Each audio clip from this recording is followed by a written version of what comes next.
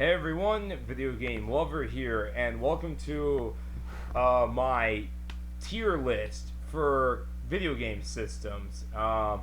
Systems that I've played, and systems I have not played. This is a response to Megadan29 because he did a tier list of his own. So I decided why not I do it, and we're going to do it in this style. So let's get started, and here we go. So we have S tier, A tier, B tier, C tier, D tier, F tier, and NA. NA means I just haven't experienced a system, so I can't really, give my honest opinion on it. So it seems to me this is just retro systems. Okay, I do see a PS4. Okay, so this is kind of in random, unfortunately. I know I could have just swapped them over, but it is what it is. So how am I going to do this is that I'm ranking these consoles for the games and for the impact that it has for the industry. So that's how I'm going to rank them. So first off, we have the Sega Genesis. So keep in mind, a lot of this is my opinion. So if you don't agree, that's cool. So we have the Sega Genesis.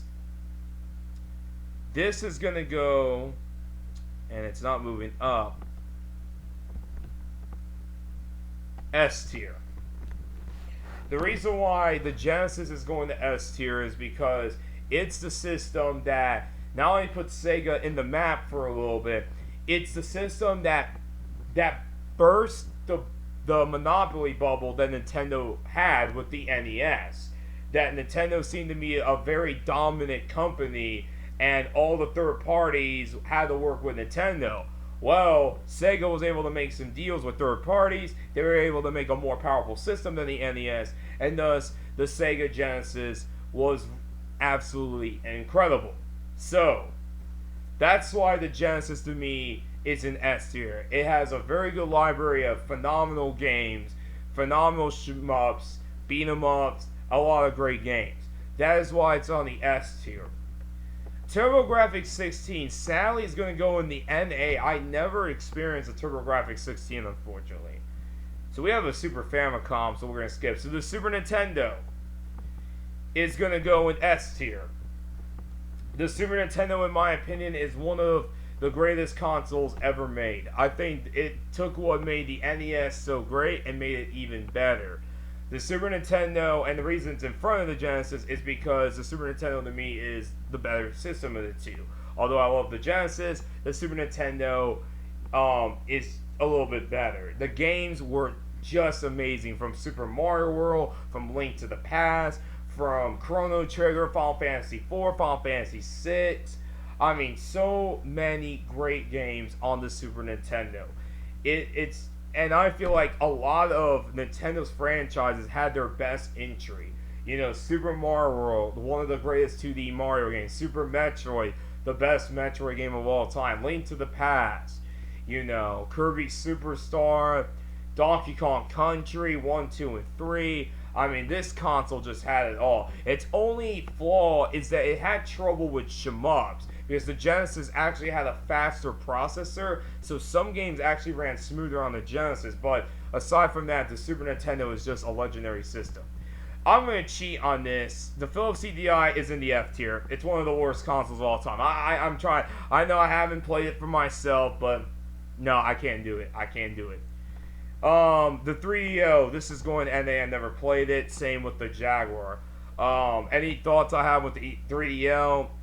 I don't think I ever have interest in it. Atari Jaguar, I kind of have interest for the Doom port, but really I don't know what the heck this thing is. Is that the Sega Pico? I think it might be. So yeah. A lot of these systems are kind of out of order. I'm not sure why the NES is all the way here. So let me actually travel down here. So let me get this out of the way. The NES. Yeah, you thought I was going to put in the F tier. I'm just joking. The NES is going to the S tier. The NES is the reason why we're even here. Now, no, the system didn't save gaming. It saved the North American side of gaming. gaming was still successful in Japan and in Europe, but in America it was kind of a wreck because of Atari and how they kind of cluttered the industry with so many systems and so many games, and thus the industry kind of imploded. And because of the market was very small at the time, that's what caused the implosion. The NES is one of the most important systems of all time because it revived the industry in North America, and also it created some of the greatest games of all time. Super Mario Brothers, Super Mario Bros. 3, the original Legend of Zelda, Metroid, a lot of Nintendo's greatest franchises started here, as well as classic games like Castlevania, Castlevania 3, Contra, Super C, the Ninja Turtles games, you name it. It's a very, very good system. So I think that the NES is S tier. It's a phenomenal system, and I think it's held up even to this day. The Magnavox Odyssey is going to go NA. I actually no idea why that's all the way here. The Sega Saturn. The Sega Saturn is going to go to B tier. I think the Sega Saturn is a very underrated system. Now, the problem with the Saturn is that a lot of the really good games on it were only released in Japan because the Saturn actually did very well in Japan compared to the US. But a lot of the really good games were only in Japan, though. So we ended up getting kind of a poor version of the Sega Saturn. The reason the Sega Saturn is very underrated is because how well it did 2D gaming. Originally, the system was supposed to be 2D only, but then when they were hearing the specs of the original PlayStation, they had to add another processor to make it 3D, and unfortunately it made the Sega Saturn very complicated to develop. But a lot of the games are really good, like Virtual Cop 2, Nights into Dreams, Panzer Dragoon, 330 Dwarfs, Astral, Clockwork Knight. There are some really good games on the Sega Saturn and a lot of great fighting games on the Sega Saturn. So the Sega Saturn is a very, very underrated system, but it's unfortunate that due to Sega's mishandling leadership is why this system was doomed. The Sony PlayStation. I know this is going to anger some of y'all, but it's going to go to the A tier, and I'll explain why. Now, the PlayStation 1 deserves a lot of praise and attention because just like the Sega Genesis, it was also the system that kind of popped Nintendo's competition as well. You know, because originally Nintendo and Sony were going to do a partnership to make a CD-based add-on for the Super Nintendo. Unfortunately, things didn't work well. Nintendo went with Philips instead. So Sony and Ken Kutaragi said, screw it, we're just going to make this to our own system. And thus the PlayStation was born. So many iconic franchises were born in the Sony PlayStation. You know, Metal Gear Solid, I mean, that's not really a franchise, but that's what was the system that it really blew up. You know, Crash Bandicoot, Spyro the Dragon, Resident Evil, Dino Crisis. This system has an amazing library. And it was the system that pretty much made gaming mainstream. I mean, it was one of the best-selling systems of that generation, selling over 103 million, absolutely destroying the N64. Why is it in the A tier? Some of the games haven't really aged that well, and that's the problem. Although I ranked the Saturn in the B tier, I actually do think it kind of aged the best, but because of the lack of impact, that's why it's in the B tier. So while the PlayStation 1 gets major points for impacting the industry, releasing some phenomenal games, it hasn't really aged that well. So, especially that there's another system in the horizon that is gonna, that I think is way better. So, what the heck is this system? What the heck is that? I have no idea what that system is. The N64.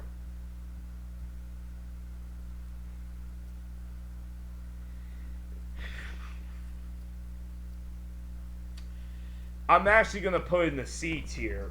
I was going to think about putting it in the D tier, but I'm putting it in the C tier. So let me explain why. Yes, the N64 had amazing games. Super Mario Galaxy, Super Mario 64, Mario Kart 64, Banjo-Kazooie, Conker's Bad Fur Day, Legend of Zelda Ocarina of Time, which is heralded as one of the greatest games of all time.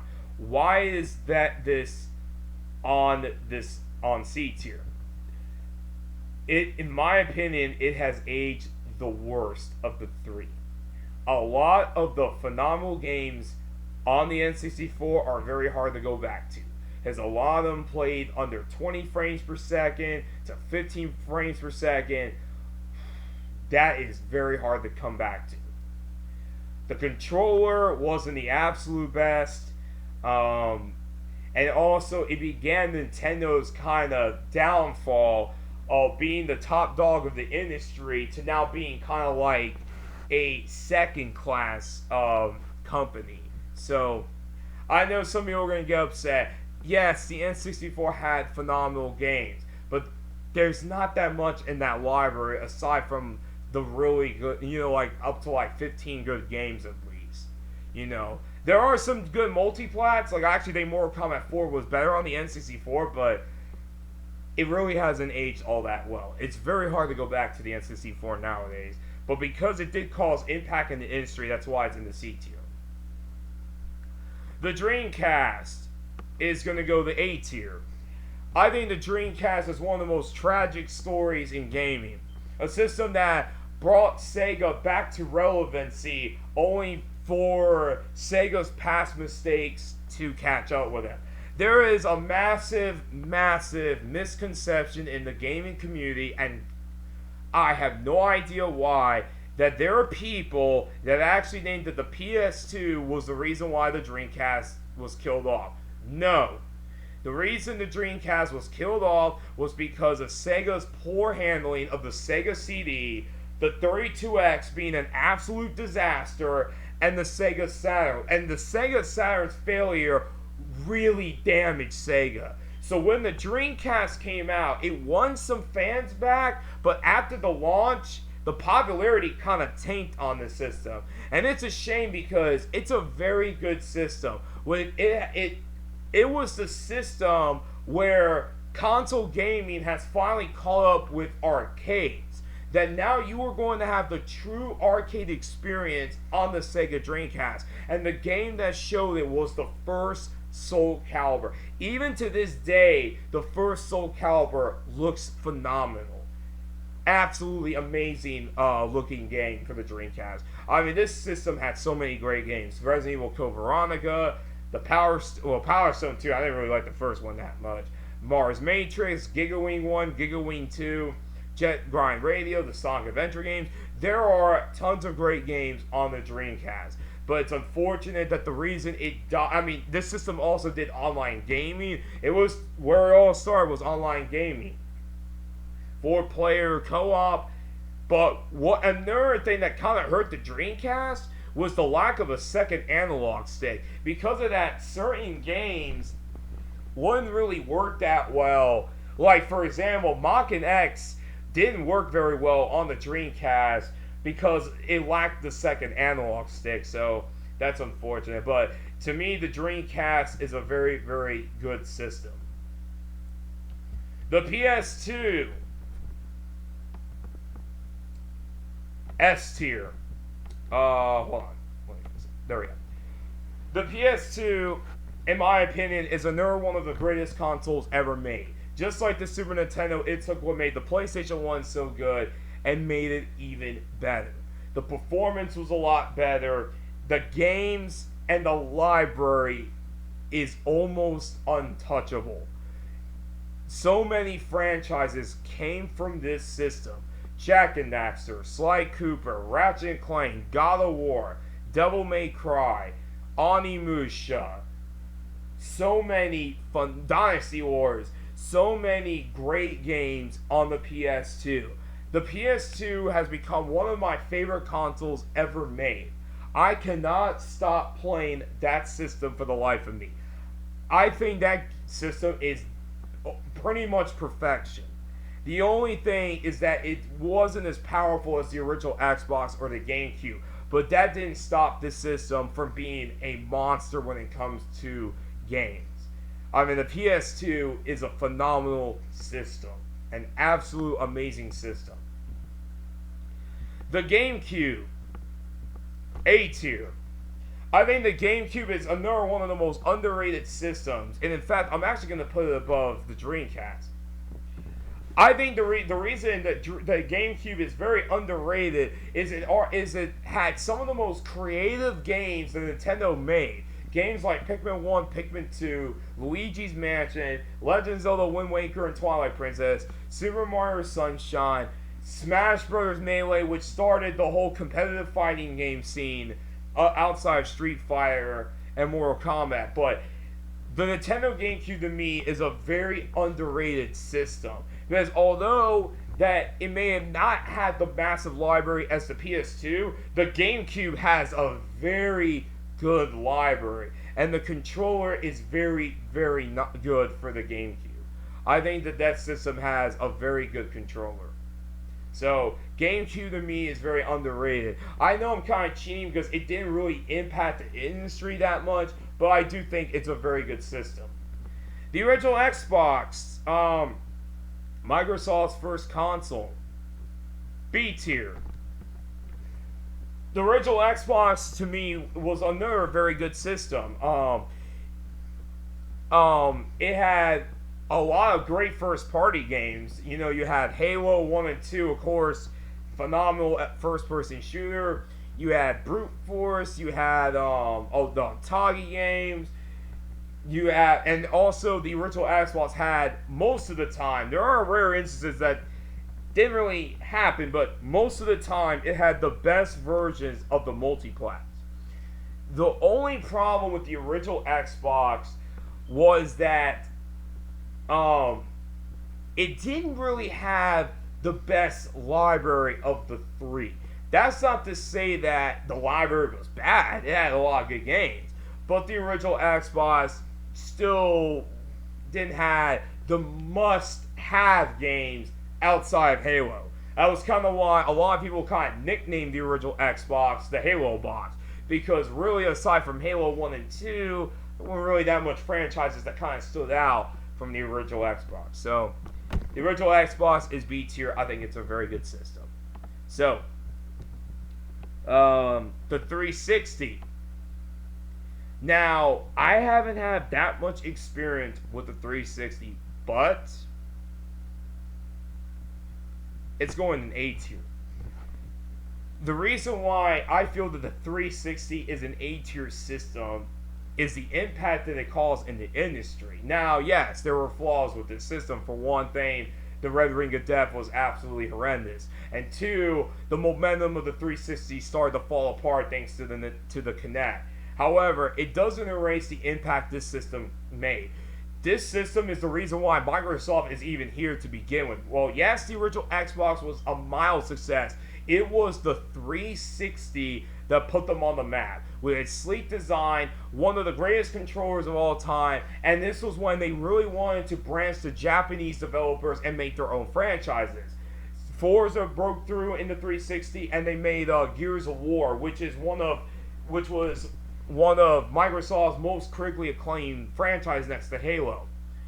And for a while, it also had the best multiplats of that generation. The 360 is very important because it burst the monopoly that PlayStation was having since from 95 to 97 to 2006. And the reason for that was Sony got extremely arrogant with the PlayStation 3 because they thought, hey, we can do nothing wrong, so we're going to release a $600 system, and hey, you can't afford it, you got to get two jobs. So you know what everyone did? Bought 360 instead. So the 360, although I haven't experienced it a whole lot, I really only experienced it by a couple of games, like Halo 3 and Gears of War 1, it deserves a lot of respect, because it is a very, very good system. The PS3, I'm going to put it in B tier. I think the PS3, first of all, the PS3 has one of the biggest miracle comebacks in gaming history, because the PS3 had one of the worst launches in gaming. For the first 2 years, the PS3 was a disaster. Sony was losing so much money from this system, it was unbelievable. Because they had a lack of games, the price was too high, the games were impressive. It wasn't until one game that really saved the PS3. And that game actually was not Metal Gear Solid 4, Uncharted 2. The first Uncharted game kind of flew under the radar because it came out in 2007, but it was Uncharted 2 that put the system to the map. They then make a PS3 Slim model, and thus the comeback began. And due to Microsoft floundering with the Kinect, it gave Sony just enough to outsell the 360 at the end of the generation. It's truly an unbelievable comeback story. So, although the games are very good on the PS3, you know, the Uncharted, The Last of Us, God of War 3, and Infamous and all of that, what hindered the PS3 and Resistance, what kind of hurt the PS3 still was the launch. I mean, honestly, it really kind of proved that 3-console curse in a way. So, unfortunately, for the PS3, it's in the B tier. The Wii. Wow. The Wii. I have a lot of conflicting things to say about this system. It's gonna go to the C tier, and let me explain why. I like the Wii a lot, and recently I'm starting to get very nostalgic with the Wii because it's about to turn 15 years old. Me just saying that, I feel old. But the reason why the Wii is in the C tier, yes, it had amazing games like Mario Galaxy 1, Mario Galaxy 2, Mario Kart Wii was good, Smash Bros. Brawl was alright. What kind of hurt the Wii big time was two things, or three things. One, it was very underpowered compared to the 360 and the PS3. It was essentially another GameCube, or beat up GameCube on steroids, essentially. But even that, I wouldn't say that. I would say it's just mildly more powerful than the GameCube. Two, this system accumulated so much shovelware because it catered to a lot of casuals, and a lot of them only play Wii Sports. That's honestly the reason why this system even did well, was because it appealed to the casual market. Three, and this is the big reason, this system damaged Nintendo's image. Especially like that E3 2008 kind of symbolized Nintendo's kind of bad image that they had, that they were going way too casual and they were forgetting their hardcore audience. You know, you had that Cammy Dunaway chick, then you had the Wii music and all that, and honestly, stuff like that turned a lot of people off from the Wii. So that's kind of why the system gets a bad rep. It has some great games, but there was a lot of shovelware, and it really hurt Nintendo's image. Which brings us to the Wii U, and the Wii U is in D tier. The reason why the Wii U is in D tier is because, yes, I feel like its only redeemable thing was it had a couple of great games. But the problem with the Wii U was a lot of the games weren't even Nintendo's best, and a lot of them were safe games. You know, like Super Mario 3D World. It was basically Super Mario 3D Land. You know, Smash Bros. On the Wii U wasn't all that good. Really, its one defining game was Mario Kart 8 and Donkey Kong Tropical Freeze. Outside of a few good games, the Wii U was an absolute disaster for Nintendo, and honestly kind of sent Nintendo to being the laughingstock of the industry until the Nintendo Switch came along. So that's kind of why that the Wii U was a disaster. That it was underpowered, there was no third-party support, they didn't know what they were doing with the gamepad, and thus the Wii U was a train wreck. So I'm sorry, folks. I know there's so many people that like the Wii U. I did not like the Wii U. The Atari 2600 is going to NA because, while yes, it had an unbelievable, it began the whole cartridge thing of systems. There was one problem though about it, is that, are you really going to go back and play the Atari? For me, only Centipede and Asteroids, that's really about it. There's still some systems here. Jeez. The PS4 is going to go to A tier. I think the PS4 is a really good system by Sony. In my opinion, it also had some of the best leadership from Sony. And we didn't have Jim Ryan running. We had Jack Tretton and Sean Layden and others. The PS4 was a really good system.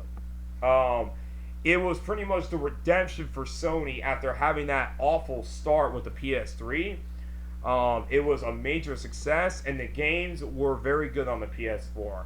God of War, Ghost of Tsushima, Persona 5, Horizon Zero Dawn. There were some really good games that Sony made. Spider-Man was very good. And also there was a lot of third-party support on the PS4. A lot of indies. Same with the Xbox One. But the PS4, they did a very good job. The controller was very good. I really liked the PS4 a lot. It was for a while one of my most played systems. I really adored the PS4. The Xbox One, D tier. I think the Xbox One is Microsoft's worst system they ever made. For one, it's the reason why they've been in this hole in the last 8 years. So after having a very successful system like the 360, they come in and completely crap the bed by releasing a console that was supposedly to have DRM, blocked used games, and force you to use the Kinect. That turned off a lot of gamers, and thus they had to change everything. The problem with the Xbox One was it had some of the weakest entries for their franchises. Their one franchise that thrived on the Xbox One was Forza. Outside of that, Halo 5 wasn't all that. Gears of War 4 and 5 wasn't all that. Crackdown 3 was a disaster. I know some people like Crackdown 3, but it was kind of a disaster. It was just a rough time to be an Xbox fan. I already know that many Xbox fanboys, man, I know they're probably raging. I know someone is gonna be screaming like crazy, but I don't know. I didn't really like the Xbox One, and really the one reason I played it a lot was for its backwards compatibility with the 360. And I'm gonna be honest with you, the backwards compatibility is very overrated on the Xbox One. A lot of people say, "Oh my God, it's so much better than PS4 because it has backwards compatibility." Only like 30 original Xbox games work on this system. The 360 backwards compatibility is amazing, but the original Xbox backwards compatibility, no. Beyond trash. Last but not least, the Switch is actually going to go to the C tier. The reason why the Switch is in the C tier for now, yes, there are some great, amazing games on the Switch. You know, you have Super Mario Odyssey, Breath of the Wild, Fire Emblem Three Houses, Luigi's Mansion 3. The problem with the Switch has been, for one, it is very underpowered. To the point that Nintendo is having problems getting their own games to run on the system. When that happens, that's not a good sign.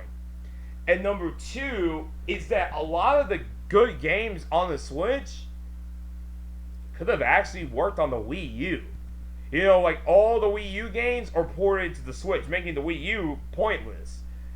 But yes, it's awesome to play certain games in portable mode. The Switch is a good system, but I do think it's overrated as heck because there also have been a lot of Nintendo's worst entries on it too. You know, I heard the Mario Golf that just came out was a disaster. Pokemon Sword and Shield was so much controversy. You know,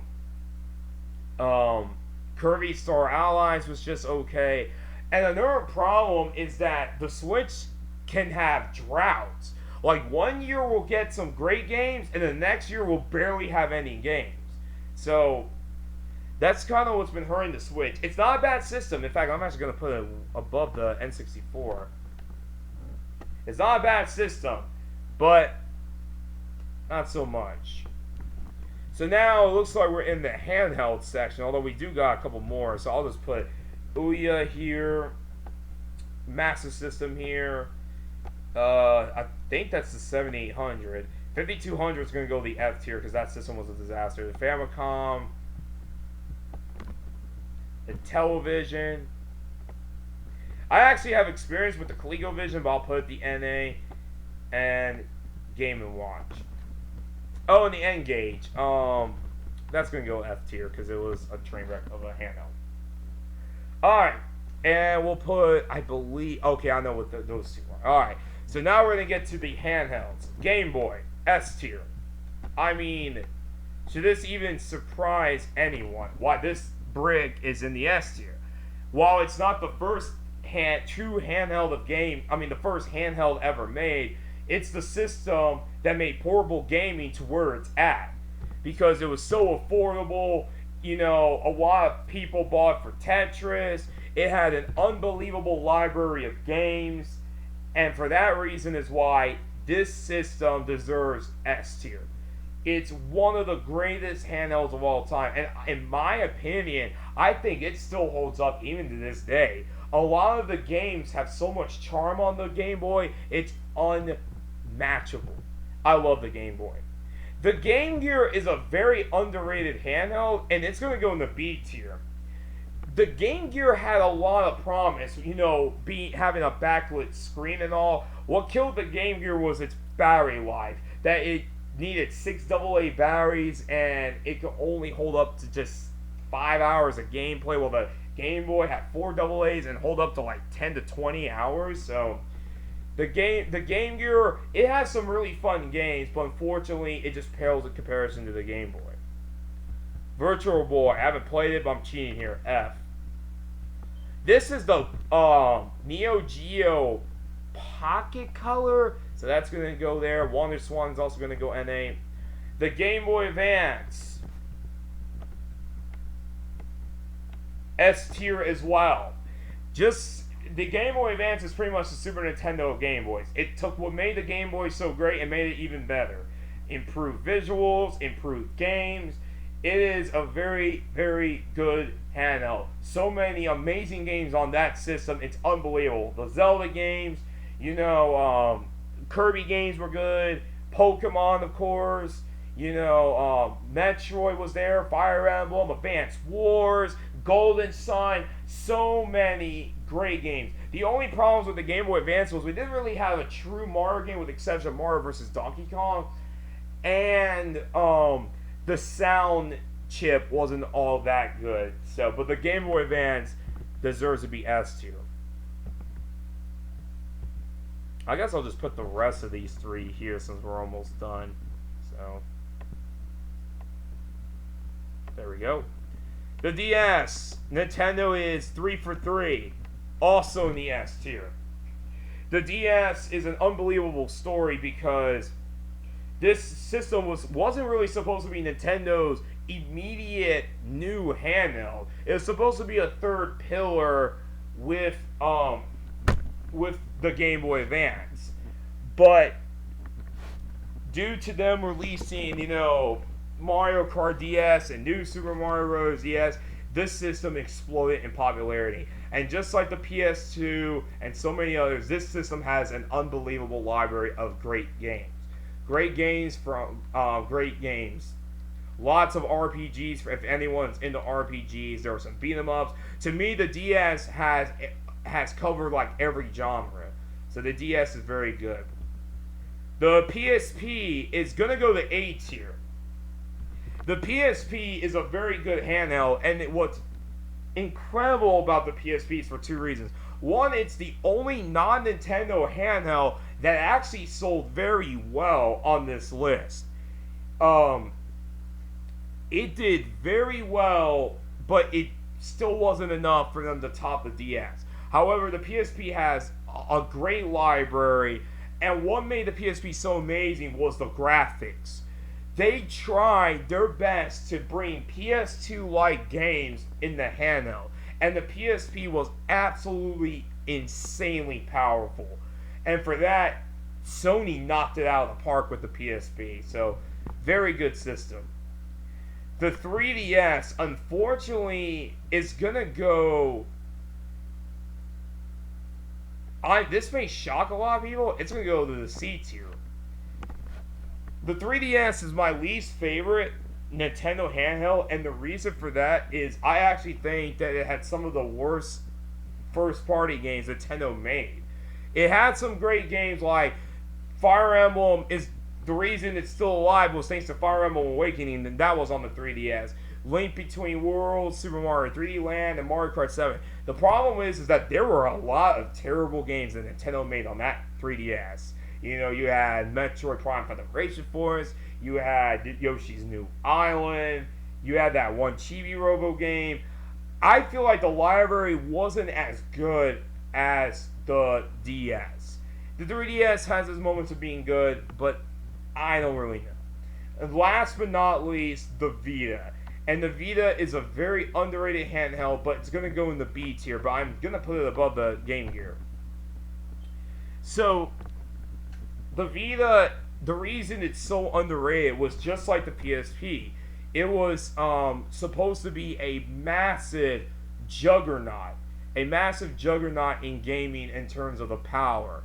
So, for that reason, the Vita deserves a lot of points, and plus, it had some really good games on it.